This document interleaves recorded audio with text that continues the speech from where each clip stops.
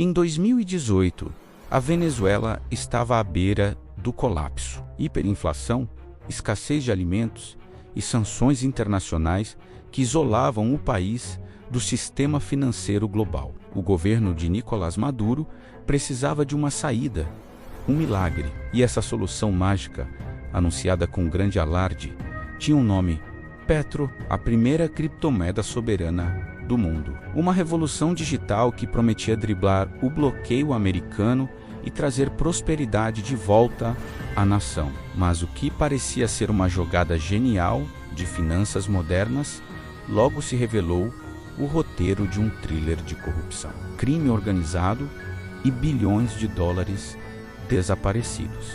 A ideia parecia simples e até engenhosa. Cada petro seria lastreado, ou seja, teria seu valor garantido por um barril de petróleo das vastas reservas venezuelanas. Isso, em teoria, daria à criptomoeda uma estabilidade que o Bitcoin, por exemplo, não possuía. O governo lançou uma pré-venda e anunciou ter arrecadado bilhões de dólares, vendendo o petro como uma salvação econômica. Maduro chegou a ordenar que empresas estatais, como a gigante do petróleo PDVSA, usassem o petro em suas transações internacionais. Aposentadorias e salários de funcionários públicos também começaram a ser pagos, em parte com a nova moeda digital. A propaganda era massiva. O petro era o futuro, a arma anti-imperialista. Mas, enquanto o discurso oficial pintava um quadro de sucesso,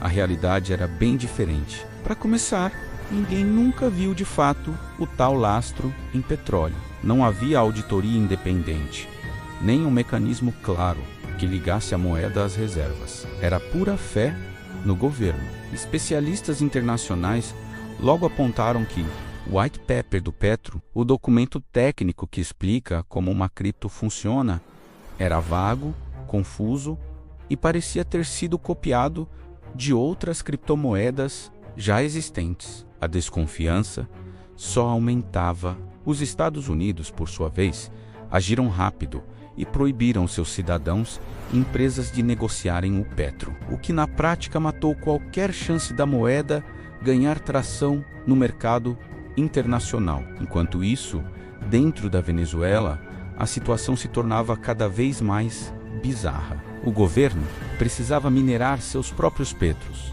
um processo que consome uma quantidade absurda de energia elétrica. E de onde viria essa energia? De uma rede elétrica que já estava em frangalhos, causando apagões constantes para a população. Começaram a surgir denúncias de mineração ilegal em prédios públicos, galpões e até mesmo em delegacias de polícia. Servidores de mineração eram encontrados ligados diretamente à rede, roubando eletricidade que já era escassa para hospitais e residências.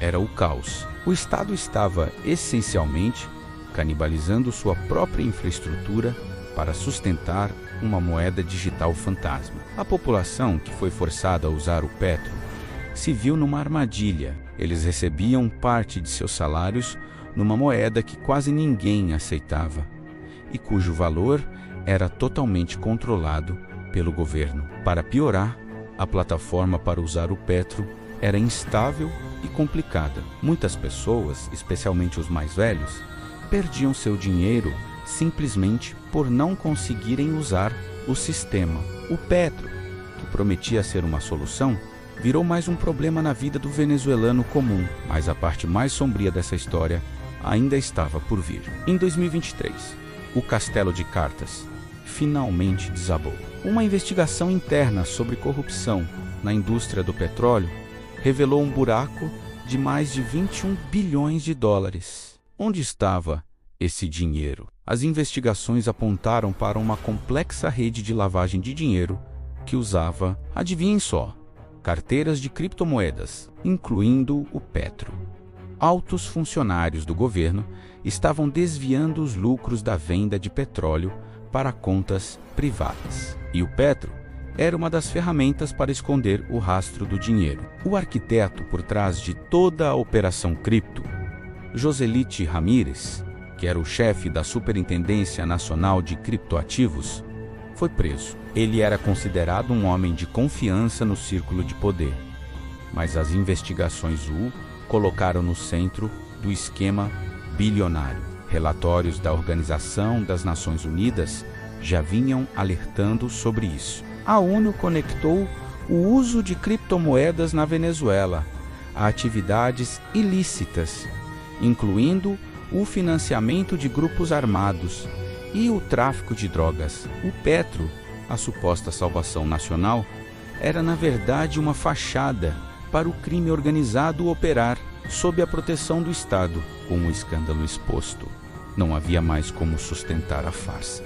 No início de 2024, 6 anos após seu lançamento pomposo, o governo venezuelano anunciou silenciosamente o fim do Petro. A criptomoeda revolucionária foi oficialmente descontinuada. Os saldos restantes nas carteiras digitais dos cidadãos foram convertidos à força para a moeda local. O bolívar, que, ironicamente, continua a ser uma das moedas mais desvalorizadas do mundo. A promessa de riqueza e soberania se transformou em pó. O sonho virou um pesadelo digital. A história do Petro é um alerta poderoso. Ela mostra como a tecnologia das criptomoedas, que tem o potencial para descentralizar o poder e criar liberdade financeira, pode ser distorcida e usada para o exato oposto. Nas mãos de um regime autoritário e corrupto, a inovação se tornou uma ferramenta de controle, engano e roubo. O Petro não foi uma tentativa real de salvar a economia, mas sim uma cortina de fumaça para ocultar a maior pilhagem da história recente do país. É a prova de que, sem transparência, sem fiscalização e sem democracia, qualquer tecnologia, por mais avançada que seja, pode se tornar uma arma contra o próprio povo. Se você gostou de desvendar essa trama e quer ver mais histórias como essa, não se esqueça de se inscrever aqui no canal e deixar aquele like para fortalecer nosso trabalho. Isso nos ajuda a continuar trazendo conteúdo investigativo e de qualidade para você. Muito obrigado por assistir e até a próxima.